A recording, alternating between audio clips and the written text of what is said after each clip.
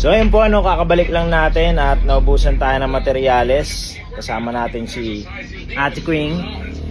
Pinamama ba ako? Bumili na ito. So today ay ituturo namin kayo dun sa pang-apat na shop ni Nino. Ha? Ni Boss Kaloy. So ayan.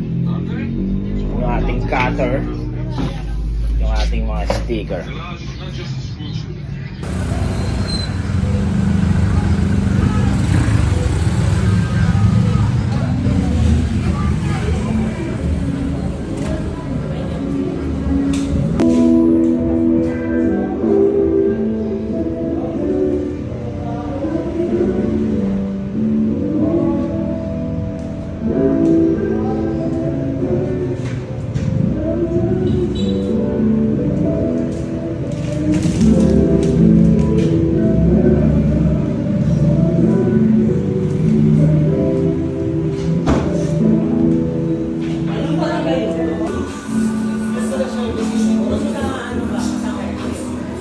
Tulis ako dun eh.